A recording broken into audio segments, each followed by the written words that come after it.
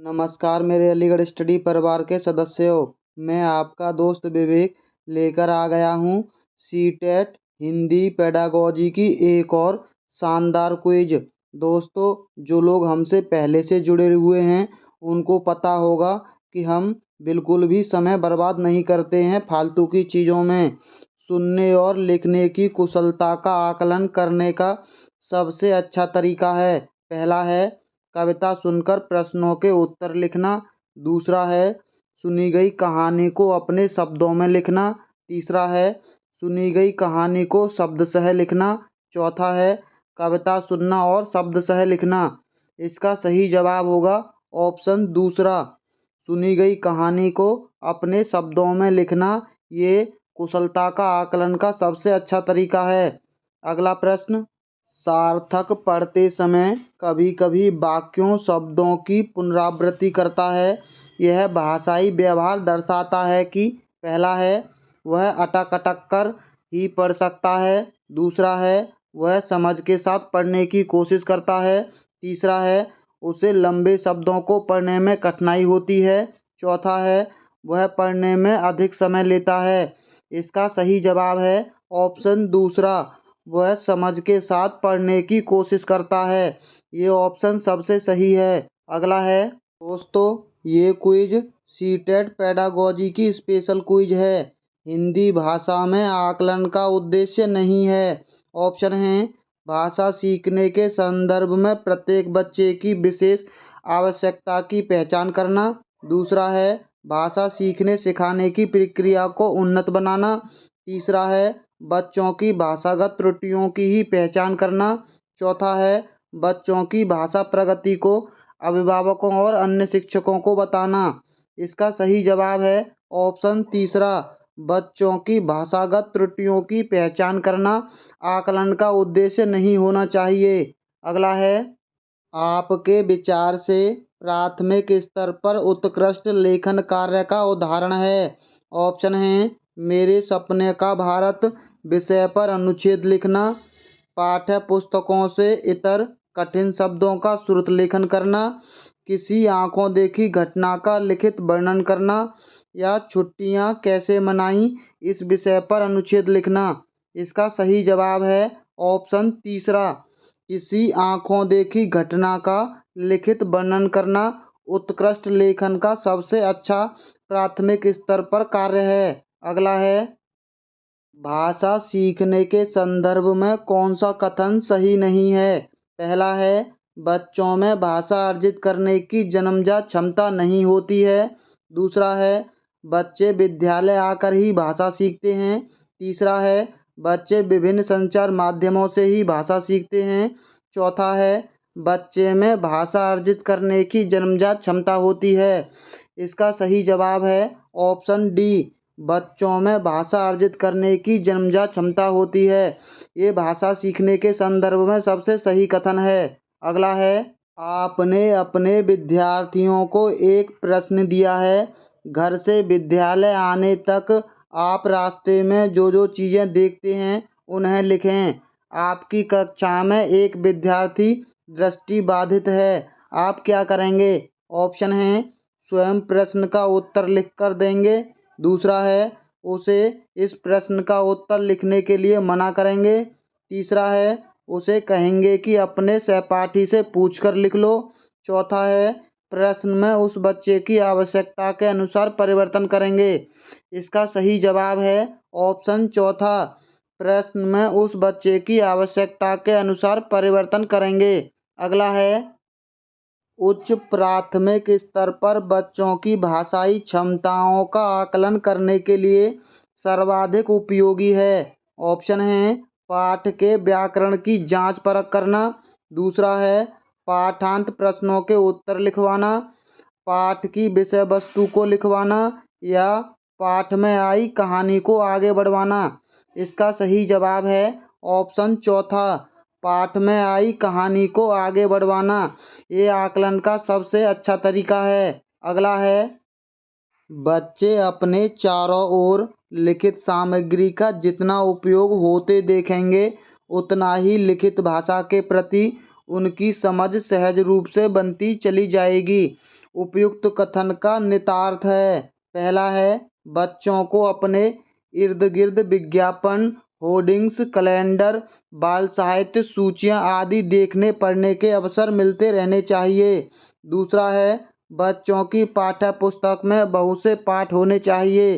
तीसरा है, बच्चों को गृह कार्य में लेखन संबंधी कार्य ही देखना चाहिए। चौथा है, बच्चों को श्यामपट्ट पर लिखते हुए तथ्य अपनी कॉपी में लिखने के अधिकाधिक अवसर देने चाहिए। इसका सही जवाब होगा ऑप्शन पहला, बच्चों को अपने इर्द गिर्द विज्ञापन, होर्डिंग्स, कैलेंडर, बाल साहित्य, सूचियाँ आदि देखने पढ़ने के अवसर मिलते रहने चाहिए। अगला है, भाषा अर्जन के बारे में कौन सा कथन सही है? पहला है, यह परिवार में ही होता है, यह सहज होता है, यह कठिन होता है, यह विद्यालय में ही होता है। इसका सही जवाब है ऑप्शन दूसरा, भाषा अर्जन सहज होता है। अगला है, निम्नलिखित में से किस स्थिति में आप कहेंगे कि पठन हो रहा है? पहला है, उचित गति एवं प्रवाह में, अनुमान के साथ भाव ग्रहण में, प्रत्येक शब्द का सही उच्चारण में, ध्वनि का उतार चढ़ाव में। इसका सही जवाब है ऑप्शन दूसरा, अनुभव के साथ भाव ग्रहण करने में आप कहेंगे कि पठन हो रहा है। अगला है, बच्चे बोलचाल की भाषा का अनुभव लेकर विद्यालय आते हैं। इसका निहितार्थ है कि पहला है, बच्चों की बोलचाल की भाषा को सुधारा जाए। दूसरा है, बच्चों के भाषाई अनुभवों का उचित प्रयोग किया जाए। तीसरा है, बच्चों के भाषाई अनुभव को कक्षा के बाहर रखा जाए। चौथा है, बच्चों को बोलचाल की भाषा ना सिखाई जाए। इसका सही जवाब होगा ऑप्शन दूसरा, बच्चों की भाषाई अनुभवों का उचित प्रयोग किया जाना चाहिए। अगला है, भाषा सीखने सिखाने में आप किसे सबसे अधिक महत्वपूर्ण मानते हैं? पहला है, सामाजिक अंतःक्रिया को, दृश्य श्रव्य सामग्री को, बाल साहित्य को या संज्ञानात्मक विकास को। इसका सही जवाब है ऑप्शन पहला, सामाजिक अंतःक्रिया को भाषा सीखने सिखाने में सबसे महत्वपूर्ण माना जाता है। अगला है, हिंदी भाषा शिक्षक का यह प्रयास होना चाहिए कि वे, पहला है, बच्चे की मातृभाषा के स्थान पर हिंदी भाषा को ही कक्षा में स्थान दे। दूसरा है, बच्चे द्वारा मानक भाषा का ही प्रयोग करने के लिए अवसर दे। तीसरा है, बच्चों को शिक्षाप्रद बाल साहित्य पढ़ने के भरपूर अवसर दे। चौथा है, बच्चों की भाषा संबंधी सहज रचना शक्ति को बढ़ाने के अवसर दे। इसका सही जवाब होगा ऑप्शन चौथा, बच्चों की भाषा संबंधी सहज रचना शक्ति को बढ़ाने के अवसर देने चाहिए। अगला है, कक्षा 5 के बच्चों के भाषा आकलन के संदर्भ में आप किस सवाल को सबसे कमजोर मानते हैं? पहला है, यदि ईला तुम्हारे स्कूल में आए तो उसे किन किन कामों में परेशानी होगी? दूसरा है, अपने दोस्तों से पूछकर पता करो कि कौन किस बात से घबराता है। तीसरा है, ईदगाह कहानी में हामिद ने मेले से क्या खरीदा? चौथा है, केशव सबसे क्या कहता होगा? कल्पना करके केशव के शब्दों में लिखो। इसका सही जवाब होगा ऑप्शन तीसरा, ईदगाह कहानी में हामिद ने मेले से क्या खरीदा। इस प्रश्न को भाषा के विकास में और उसके आकलन के लिए सबसे कमजोर प्रश्न माना जाना चाहिए। अगला है, इनमें से कौन सा भाषा का अति महत्वपूर्ण प्रकार है? पहला है, अक्षर ज्ञान, संप्रेषण, लेखन, सुनना। इसका सही जवाब है ऑप्शन दूसरा, संप्रेषण। संप्रेषण का अर्थ होता है एक दूसरे को अपनी बात को समझाना। अगला है, भाषा की नियमबद्ध प्रकृति को पहचानना और उसका विश्लेषण करना उच्च प्राथमिक स्तर पर भाषा शिक्षण का ऑप्शन है। एकमात्र उद्देश्य है, मुख्य उद्देश्य है, उद्देश्य है, उद्देश्य नहीं है। इसका सही जवाब होगा ऑप्शन तीसरा, भाषा शिक्षण का उद्देश्य है। अगला है, सिद्धार्थ की माँ ने अपने परिवार के सदस्यों से अनुरोध किया है कि वे घर में एक ही भाषा का प्रयोग करें, जिससे कि सिद्धार्थ का भाषाई विकास ठीक से हो सके। उनके बारे में आप क्या कहेंगे? पहला है, वह भाषा अर्जन के सिद्धांतों की गहरी समझ रखती हैं। दूसरा है, वह सिद्धार्थ को समृद्ध भाषिक परिवेश से वंचित कर रही हैं। तीसरा है, वह सिद्धार्थ के भाषिक परिवेश में किसी प्रकार का अवरोध नहीं चाहती। चौथा है, वह सिद्धार्थ के भाषाई विकास के लिए विशेष प्रयास कर रही हैं। इसका सही जवाब है ऑप्शन बी, वह सिद्धार्थ के समृद्ध भाषिक परिवेश से वंचित कर रही हैं।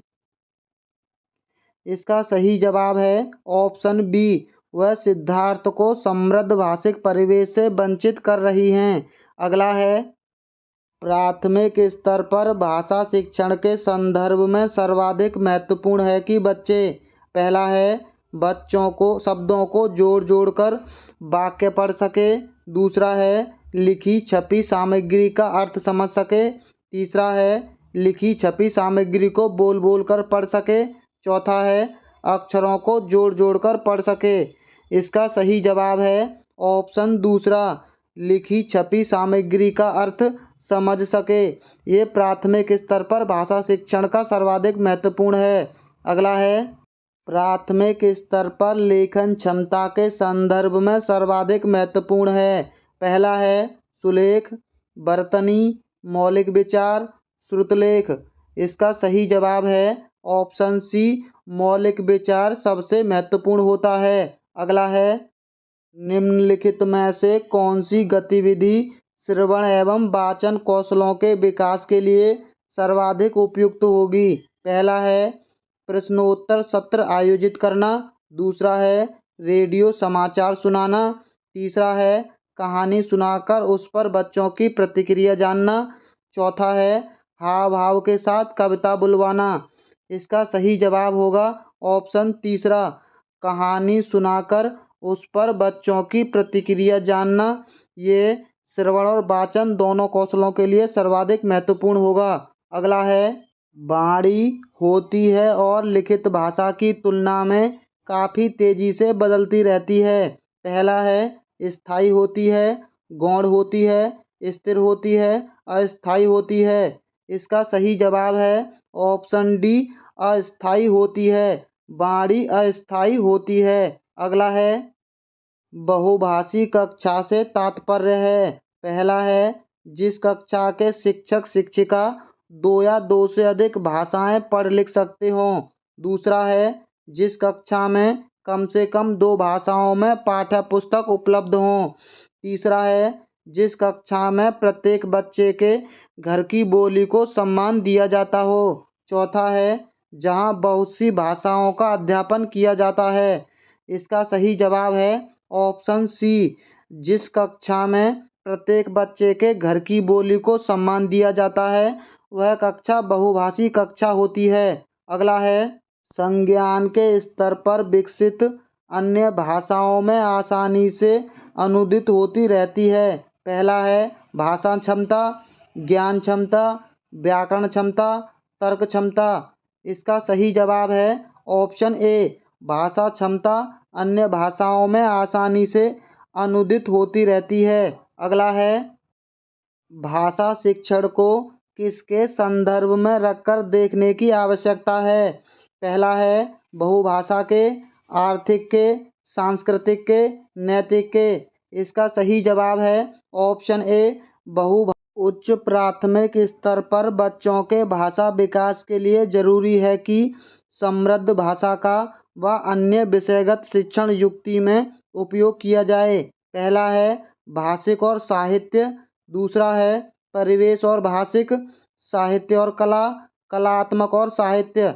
इसका सही जवाब है ऑप्शन पहला, जरूरी है कि भाषिक समृद्धि का भाषा साहित्य व अन्य विषयगत शिक्षण युक्ति में उपयोग किया जाए। अगला है, उच्च प्राथमिक स्तर की हिंदी भाषा की पाठ्य पुस्तकों में हिंदीतर भाषा को भी जगह मिलनी चाहिए। इस कथन का औचित्य नहीं है। पहला है, हिंदीतर भाषाओं की रचना शैलियों से परिचय कराना। दूसरा है, हिंदीतर भाषाओं के माध्यम से संवेदनाओं को विस्तार देना। तीसरा है हिंदीतर भाषियों के आक्रोश को शांत करना। चौथा है हिंदीतर भाषा के साहित्य से परिचित कराना। इसका सही जवाब है ऑप्शन तीसरा, हिंदीतर भाषियों के आक्रोश को शांत करना। ये इसका औचित्य नहीं है। अगला है विद्यार्थियों की पढ़ने में रुचि जगाने एवं भाषा ज्ञान में वृद्धि के लिए पाठ्य पुस्तकों के अतिरिक्त पहला है समाचार पत्र पोस्टर का निर्माण करवाया जाना चाहिए। दूसरा है पठन सामग्री विकसित की जा सकती है। तीसरा है शैक्षणिक भ्रमण का अधिकाधिक आयोजन किया जाना चाहिए। चौथा है पाठ्यचर्या सहगामी क्रियाओं का अधिकाधिक आयोजन किया जाना चाहिए। इसका सही जवाब है ऑप्शन दूसरा, पठन सामग्री विकसित की जा सकती है। अगला है उच्च प्राथमिक स्तर पर बच्चों के भाषाई आकलन की दृष्टि से सबसे महत्वपूर्ण प्रश्न है। पहला है लेखिका को नीलकंठ की कौन कौन सी चेष्टाएं बहुत भाती हैं। दूसरा है नीलकंठ की नृत्य भंगिका को अपने शब्द चित्र में प्रस्तुत कीजिए। तीसरा है मोर मोरनी के नाम किस आधार पर रखे गए।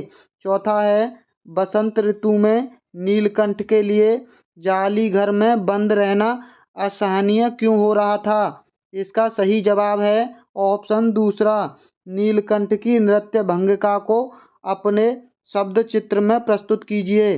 दोस्तों अब तो आपको पता चल ही गया होगा कि हम फालतू की चीज़ों में आपका समय बर्बाद नहीं करते हैं। इसके लिए आप हमारी वीडियो को लाइक और हमारे चैनल को सब्सक्राइब कर लीजिए। हम ऐसे ही एग्ज़ाम तक आपको क्विज के माध्यम से अच्छी प्रैक्टिस कराते रहेंगे। तो चलिए मिलते हैं बहुत जल्द अगली क्विज में।